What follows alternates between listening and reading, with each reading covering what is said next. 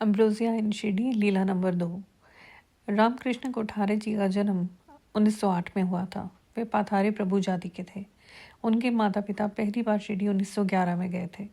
जब वे शिरडी पहुंचे तो उन्होंने बाबा को द्वारका माई में जंगले के पास खड़े देखा और वे भक्तों को उदी बांध रहे थे।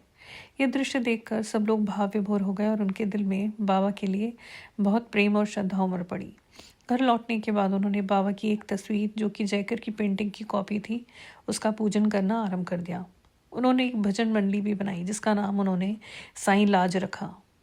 1913 में रामकृष्ण जी के पिताजी को निमोनिया हो गया। डॉक्टर नायक जो उनका इलाज कर रहे थे, उन्होंने कहा कि स्थिति अधिक गंभीर है और उनके बचने के आसार कम हैं। यह सुनकर रामकृष्ण जी की माँ ने मन ही मन वचन लिया और बाबा से कहा, यदि मेरे पति बच गए तो मैं धन्यवाद स्वरूप शिरडी पैदल चलकर जाऊंगी। उनका भजन मंडल भी घर आ गया और सारी रात भजन कीर्तन चलता रहा। रात को बीमारी ने गंभीर रूप ले लिया। रात 10 बजे डॉक्टर बुलाए गए। उन्होंने दवा और इंजेक्शन इत्यादि दिया, परंतु डॉक्टर ने उनकी पत्नी से कहा कि 12 बजे तक उनके पति की मृत्यु हो जाएगी। ये सुनते ही रिश्तेदारों ने भगवत गीता पढ़नी शुरू करवाई। साथ साथ ही भजन मंडल भी चलता रहा। रात 11 बजे मरीज को सांस लेने में अधिक परेशानी होने लगी।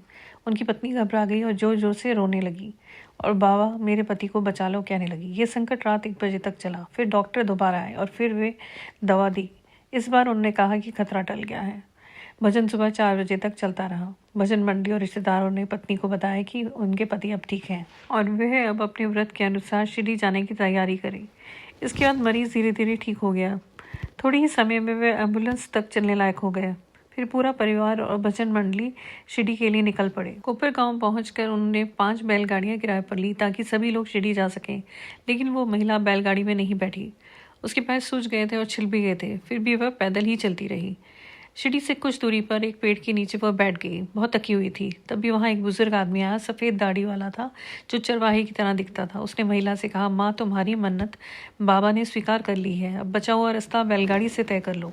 उस बुजुर्ग की आवाज़ में बहुत प्रेम था। महिला ने कहा, नहीं, मुझे पैदल जाने की मन्नत पूरी करनी है, और वह नहीं मानी। जब वे शिरडी पहुंचे तो बाबा द्वारका माई में अपने भक्तों के संग बैठे थे और वे नाना से बोले, मैं इस महिला से रास्ते में मिला था और मैंने इससे कहा था कि वे बैलगाड़ी में बैठ जाए, लेकिन इसने नहीं सुनी। इसके पैर कैसे सूज गए और छिल गए हैं, लेकिन शाम तक ये ठीक हो जाएंगे। बाबा की बात सच निकली। शाम तक वह एकदम सही हो गया और फिर वे लोग शिरडी में कुछ दिन रुके और बाबा की उदी और आशीर्वाद लेकर घर लौट आए। श्री साईनाथ अर्पणमस्तु। शुभम भवतु। ओम श्री साईनाथाय नमः।